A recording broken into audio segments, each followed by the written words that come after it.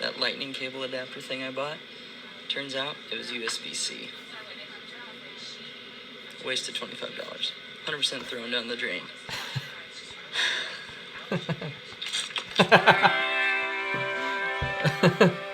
Sorry, that was my buddy Zach. He makes some really great stuff. You should check him out. What's going on, everyone? Alex here, and welcome back to the channel. Today we are going to be talking about something that I just cannot stop watching videos on, and that is what's in my camera bag. 2020. Usually the thing that people start with is the camera for what's in my camera bag videos. Unfortunately, the camera that I am using right now recording myself, it's all rigged up. That is the Canon EOS R with a 16 to 35 millimeter f2.8, as well as a Ninja V attached to the top of it. Got my wife's trusty camera right here. This is the Sony 6100, and so I can kind of show you guys my setup here. I'll go ahead and hit record. So as you can see right there, that is the Canon EOS R with a 16 to 35 millimeter f2.8 on it, as well as a, let's see if I can zoom in here. Where is it?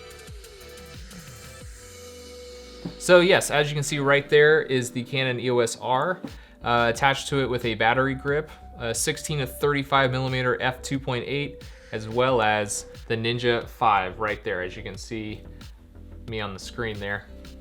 Put that away here. This camera has probably become one of my all-time favorite cameras, as I've mentioned in my previous review video. I can't stop picking it up and using it, taking photos, taking video. It's an all-around fun camera to use. And it works really well with these talking head bits for YouTube. All right, next up is going to be lenses. What is recording me right now is the Canon 16 to 35 millimeter f2.8. I should note that is my works lens, not mine, but the lens that I use regularly, that is pretty much on my camera 99% of the time, that I use also to record these videos with, is this right here, the Canon 35mm f2 with IS, I should note. This is probably my all-time favorite lens.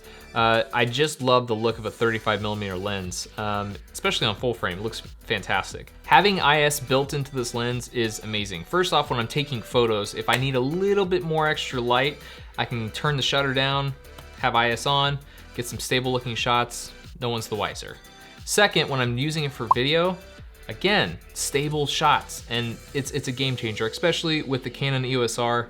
It doesn't have in-body image stabilization, so I mean, it does have digital, which it has come in handy every now and then, but having IS on a lens certainly is the better option.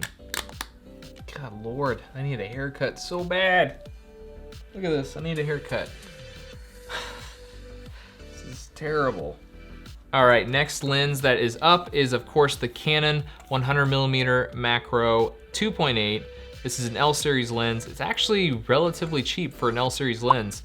Super awesome lens. You get a macro out of it, and it's 100mm, so it's gonna have some really good separation, especially wide open. But yeah, this lens I use a lot for portraiture.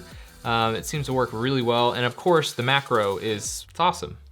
If you do product photography and you don't have this lens, you need to get this lens. It's amazing for product photography. Highly recommend it. Super sharp lens. Again, like I said, L series lens. Next lens that I own and that everyone probably does own is the Canon Nifty 50. It is a 50mm 1.8, so you get some really good shallow depth of field. Plus it's super cheap. I mean, it's plasticky. Let me see here, can I focus? Take it. Yeah, so they added a metal ring to it finally, so I mean that's a plus. But otherwise it's super plasticky. It's I mean it's okay. It does what it does. It's super cheap. You can't really go wrong with it. Obviously, if you have the money, I'd recommend the Canon 50mm 1.4 instead of the 1.8, the Nifty 50. But for a 50mm that's super cheap, it's not that bad. Am I missing something? I feel like I'm missing something. No, I'm not. I'm not missing anything. I am kind of missing something. So obviously the audio that is recording me right now is my Rode VideoMic Pro Plus. That is something else that I don't actually keep in my bag a lot, but when I do travel, I will take that with me, especially when my wife and I go on trips. I'll take it with me. I have never vlogged, but I really kind of want to try it sometime. So once I get the courage to do it, then I have the Rode VideoMic Pro Plus with me. Next up, we're gonna talk about filters. I just recently picked this up. This is the Peter McKinnon Polar Pro Variable ND filter.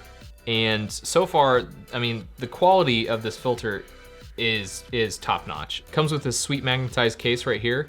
You can just, that's really nice.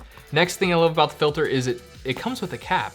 It comes with a cap for the filter. So if you're outside, you have this on your lens and you need to cover it because lens caps aren't gonna go on over the filter.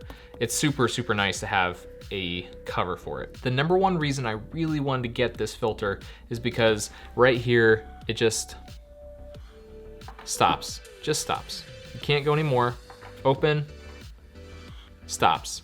And that to me is amazing. That's brilliant. I love it because with other variable NDs like my Tiffen, if you go all the way over, it's just gonna cross and then you get this kind of nasty X pattern in your footage. I hate that. I hate the crossing. Actually, when my wife and I were in Hawaii for our honeymoon, I used my Tiffen ND filter and happened to cross it and I was trying to fix it.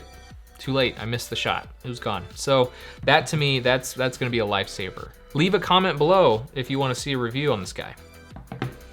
All right, next up is kind of like my makeshift tech pouch. It's from a low pro bag, but simple stuff really. I mean, I got step up rings, step down rings, lens cap, body cap. If you don't know what step up and step down rings are, they are just different size threads here that you can actually put on. So like for instance, this is a 67 to 77 millimeter because that is my variable ND size, 77 millimeter, 67 is my Canon 35 and the Canon 100 millimeter macro, both 67.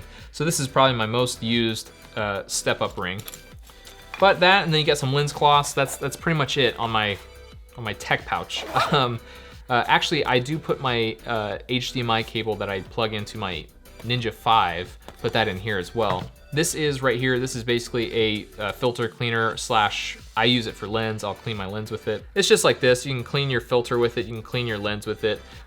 This is, everyone should have this. And the other end is something like this. You just kind of wipe down your filter, your lens. You need to go out and buy one of these. It's just super, just gets the dust off. Everyone should have this, everyone. And then finally, one of the things that I think everyone that is a photographer or a videographer, especially if you're a videographer, and that's like an Allen key tool set. You should have this in your bag for sure. You gotta like, well, this one has a flat head on it, but this one is great because then I can screw my tripod plates on, any other plate, carry that with me, and then Allen keys, you never know when you're just gonna need an Allen key, and this is a great little tool to have with you in your bag at all times.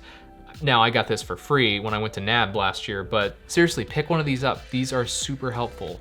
Let's say you're on like a commercial set, like a music video set, any sort of set, what have you, and you're just helping out, and the DP's like, oh my God, I need a tool to attach the tripod plate to the camera. And you walk up with this, you saved the day. Yeah, you saved the day and you were hired again. Guarantee it. I don't guarantee it, I'm saying it's a helpful tool, so you should probably get one. None of this is sponsored, by the way. Next up is the Switch Pod, and like I said, I picked one of these up because I do kind of want to try vlogging. I've never vlogged before. It's terrifying. It's terrifying. When I watch videos on YouTube of people vlogging, I'm like, you are in public. People can see you. And yet you were vlogging in public, and I'm hoping to get over that fear this year. But I wanted to pick one of these up instead of a Joby tripod like so many other YouTubers use because I've handled Jobies. It's just uncomfortable. I don't understand why that became such a big thing. Like Zach Mayfield said in one of his videos, actually reviewing the Switch Pod, he basically said a lot of people thought his Joby tripod was anal beads. He's not wrong. Regardless, if you don't vlog with it, it's a great tabletop tripod, and it's just fun to kind of close and open at all times. I'm still trying to get the hang of it. Every time I do this, it's fantastic, but when I whip it back, it annihilates my fingers. So, still learning. Another thing that I carry with me a good chunk of the time is it's ibuprofen. Anyone who's a cinematographer probably carries this. If you're on a set for long hours of the day, it's nice to have ibuprofen to help relieve some pain. And of course, a what's in my camera bag video wouldn't be complete without the actual camera bag. This is the Peak Design Everyday Backpack version 2 30 liter. I did a video on this already. I'll be sure to link it up here so you guys can check it out. I'm still loving this bag. This is a super, super nice bag. It's definitely pricey, but I do believe it is worth it. And I love the all black design. It's super sleek, super stealthy. It carries all this gear and it can still fit more. That's what's amazing about it. It can still fit more. So highly recommend this bag for sure.